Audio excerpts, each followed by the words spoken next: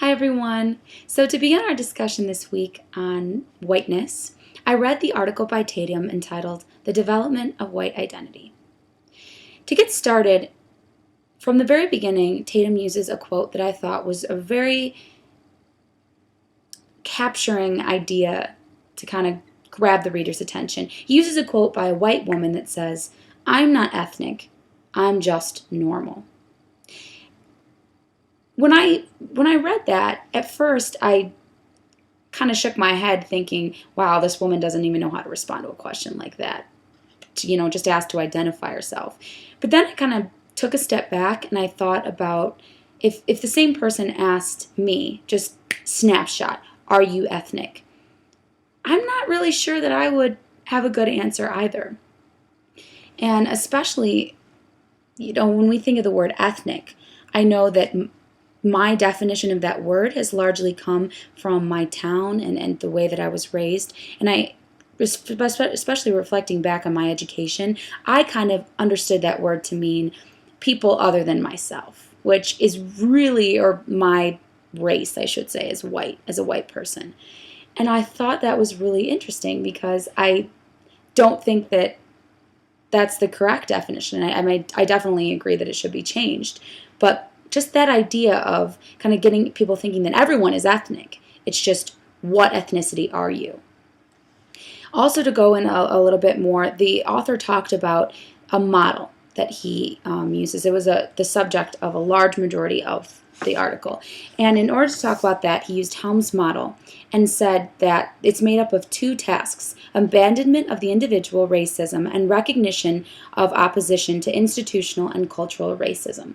And within that, there were 6 stages: contact, disintegration, reintegration, pseudo-independent, immersion and immersion, and anatomy. Of those stages, I want to focus on the one specifically, disintegration, because I thought that was the most kind of capturing and intriguing to me.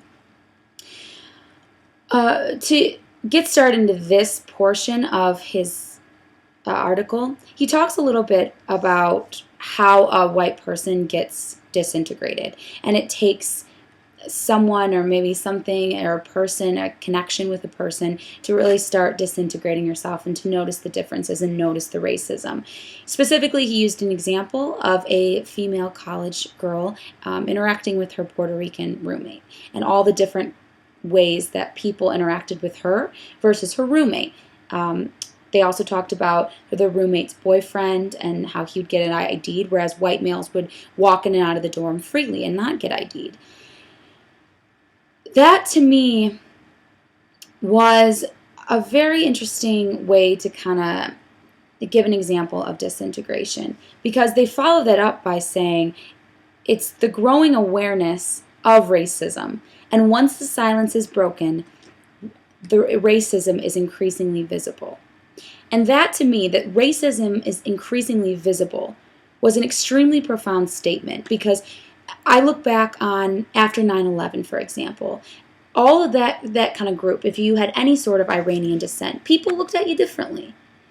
And although I recognized it on some level, I didn't really know what I was seeing until I had a friend of Iranian descent, and I watched him getting stopped at the airport constantly to get body checked. People wanted to see his ID, gave it a couple glances, and people around him would take second looks. And that, to me, isn't an explicit version of racism. It isn't like the Ku Klux Klan, back in the olden days, like hate crimes, but it still was a form of racism. And it took my connection with my friend to truly realize how much racism was actually occurring. And from now on, it's not like I can shut my eyes and ignore that anymore. And that's another thing they talked about in the article is once it's visible, you see things in a different light. Another thing they talked about was people will see programs like TV shows or movies in a different light. And it makes me think back to the Peter Pan discussion we had earlier after reading The Absolute True Diary of a Part-Time Indian, and how, as a kid you love it, you think nothing of it. And then you look back, and what makes the red man red is like the ultimate racist statement. So kind of summing that all up, reflecting back on the article, it's clear that racism is still absolutely a part of our daily lives. And in order to truly stop it or stop this vicious cycle, we need to understand it. So the author mentions it's liberating to open doors and kind of create new communities. And I think that's absolutely what we should be striving for. Thanks.